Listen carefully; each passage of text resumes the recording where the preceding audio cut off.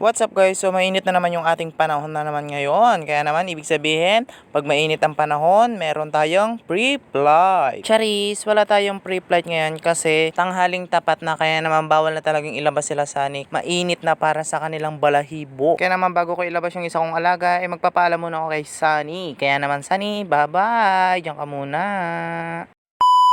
Ito na nga yung sinasabi ko sa inyong ilalabas ko, si Chloe. Kasi nga mainit ngayon, kalalabas pa ka lang niya, bigla na talaga siyang tumakbo papunta sa tabing dagat. Gustong gusto nga talaga niya maligo. Kung di nyo nga pala nalalaman, si Chloe MWF pag naliligo sa isang linggo. Sa aking paglalakad nga, tinitignan-tignan ko si Chloe kung saan napupunta. Baka kasi mamaya pumunta sa isang beach dito sa amin, baka mamaya takot yung mga tao doon. Di nga ako nagkamali kasi pumunta nga talaga si Chloe doon sa isang beach dito sa amin. Pero hindi naman natakot yung tao kasi sa sobrang bait ni Chloe, bumalik naman agad dito sa loob ng bakod. Dahil nandito na nga si Chloe sa loob ng bakod, tinignan ko muna yung dagat kung masyadong maalon. Oo nga, hindi ako nagkamali, maalon nga dahil October na ngayon, sadyang maalon na talaga ang panahon dito. Gumawa na nga ako ng paraan para makalabas ng bakod dahil si Chloe naman kung saan saan na siya pumupunta. Pagkalabas-labas ko pa nga lang ng bakod, nakita ko na agad si Chloe na patakbo papunta sa akin kasi yung pala nakapunta na siya sa kabilang beach. Dahil matatakotin si Chloe sa ibang aso, kailangan niya talagang huminto muna para tignan yung isang aso bago siya tumakbo papunta sa akin, baka mamaya awayin siya. Pagkalapit pa lang sa akin ni Chloe, nako, tumutulo ng kanyang laway, pati ang kanyang dila humahaba na sa sobrang kagalakan dito sa labas. Habang katabi ko nga siya, kinakausap ko at kinukurot-kurot ang kanyang balat dahil sa sobrang taba niya, kailangan niya na talaga magpapayat masyado, baka mamaya mag-collapse siya sa kanyang katabaan. Dahil ngayon ko lang na naman nakasama si Chloe, pa-cute muna ako, baka mamaya makaswerte din, magkaroon din ng jowa. Charis, focus muna ako sa goal. Hindi ko nga muna pinaligo si Chloe sa dagat kasi kukulitin ko muna siya. Si Chloe nga binili ko ng 100 pesos nung grade 9 pa ako, kaya naman mahal na mahal ko talaga siya at tinuturing ko siyang kapatid. Si Chloe ay bunsong dalaga namin, kaya naman iniingatan talaga namin siya sobra. Kung yung iba nagagalit kapag merong lalaki na umaalagid-alagid sa kanilang kapatid na babae, ganun din kami ng kuya ko. Pag merong lumalapit na lalaki kay Chloe, hindi talaga namin pinapayagan. Dahil pinayagan ko na nga si Chloe maligo ng dagat, sobrang saya talaga niya, pero dapat kasama ako dahil hindi kami pumapayag na hindi niya kami kasama pag siya maliligo sa dagat. Si Chloe nga pala hindi takot sa tubig, hindi tulad ng ibang aso na pag may tubig takot na takot talaga sobra, ayaw lumapit sa tubig. Simula nung inalagaan ko nga siya, sinanay ko talaga siya maligo ng dagat o hindi matakot sa tubig. Habang lumalangoy nga si Chloe, nakaramdam na ako ng inggit, kaya naman gusto ko na rin maligo. Dahil wala na nga akong bantayin dito sa dagat, ako naman yung maliligo dahil nasa gilid naman na siya, kaya wala na rin akong problemahin. Kahit naliligo ko sa dagat, tinitignan-tignan ko pa rin si Chloe, baka mamaya pumunta dito sa dagat, pumunta sa malalim, di pagalitan na naman ako ng mama ko. Pagkatapos ko nang ilubog yung aking ulo, kailangan ko talagang gumilid dahil si Chloe lumalayo na naman. Habang naglalakad nga ako papunta sa gilid, tinatawag ko na talaga si Chloe para naman lumapit na sa akin. Hindi ko na nga pinakita yung paghabol ko kay Chloe kasi baka mamaya sabihin nyo napaka-immature kong tao. Pagkatapos ko nga habulin si Chloe, paglalaroan ko na lang siya dito para naman hindi na talaga siya lumayo, dahil pag hindi ko siya nilalaro, lumalayo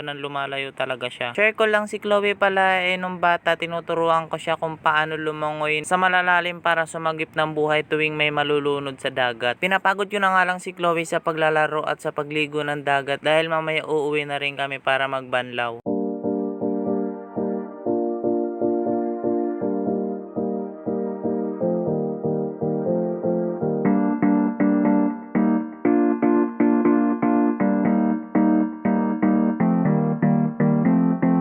Iniwan na nga ako ni Chloe dahil siguro pagod na siya sa kalalaro namin, kaya nagdesisyon na akong umuwi na kami. Kila lola sana kami maliligo, kaya lang si Chloe tumakbo papunta sa bahay, kaya naman pinagalitan ako ng mama ko, kaya dito na lang kami sa bahay maliligo. Syempre habang pinapaliguan ko si Chloe, pinapagalitan ko siya at pinagsasabihan kasi hindi dahil sa kanya hindi ako papagalitan ni mama. Gusto ko sana iparinig sa inyo yung sinasabi ko sa kanya, kaya lang baka mamaya makapiright ako. Syempre habang siya naliligo, maliligo na rin ako kasi sa sobrang alat baka mamaya mangitim ako dahil nasa arawan pa rin naman kami. Hindi nga pala ako nandidiri kung isang tubig lang ang ginagawa ginagamit namin ni Chloe kasi nga magkapatid ang turing namin sa isa't isa. Siguro naman pansin nyo si Chloe habang naliligo kahit sa alat or sa gripo hindi talaga siya malikot maligo. Hindi tulad ng ibang pet or inaalagaan ng ibang tao nag-iingay pag pinapaliguan or pag binubuhusan pa lang ng tubig lalong-lalo na kapag sinasabunan sila. Habang sinasabunan ko nga si Chloe nagkukwento ako sa kanyang harapan para naman malibang-libang siya. Ang pagsasabon ko nga kay Chloe hindi basta-basta, hindi ko minamadali dahil kahit sa ang siksik ng kanyang katawan sinasabunan ko pa rin. Dahil sa sobrang linis ko kay Chloe, hindi talaga nagkakaroon ng kuto o garapata si Chloe sa kanyang katawan. Marami nga nagsasabi sa akin na si Chloe pagbigyan ko na magkaroon ng anak, kaya lang kami nila mama hindi talaga kami pumapayag kasi yung nanay ni Chloe maging galit yung nanay niya. Simula binili ko nga si Chloe hanggang ngayon 4 na taon pa lang talaga siya, kaya naman hindi pa talaga siya pwede mag-asawa. Sa aking pagsasabon niya sa kanya minamasahe ko pa rin siya, ginagalaw-galaw ko ang kanyang balahibo at sinasabunot-sabunutan para lahat ng kanyang dumi at ang kanyang mga balahibong natatanggal matanggal talaga sa aking pagbubuhos sa kanya or pagbabanlaw. Hindi ko talaga maiwasan manggigil kay Chloe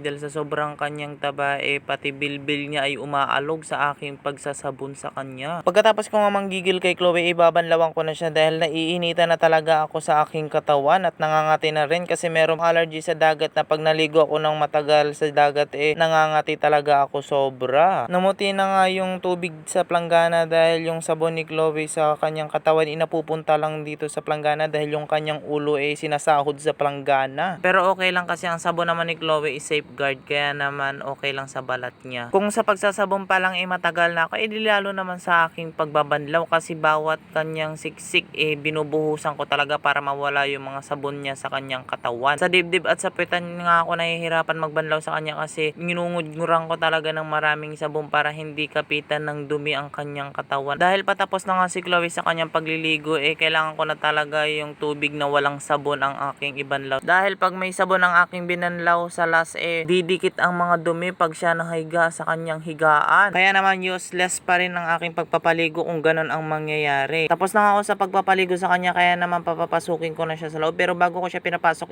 pagpag ko muna siya sa labas kasi ang mga tubig na ipapasok niya baka mamaya doon siya sa loob magpagpak. Pagkatapos ko nga ipasok si Chloe pinalitan ko na yung tubig ng planggana kasi sobrang dami na ng balahibo niya. Nagpupuno na nga lang ako ng planggana para na makaligo na ako. Habang naghihintay nga ako mapuno ng planggana kumakanta ako kaya lang hindi ko na sa inyo ipaparinig baka mamaya makaka-copyright ako at pangit din naman kasi yung boses ko. Tapos na nga ako maligo, hindi ko na sa inyo pinakita kasi censored na yon. Hanggang doon na nga lang yung ginawa kong video kaya naman sa susunod na lang ulit.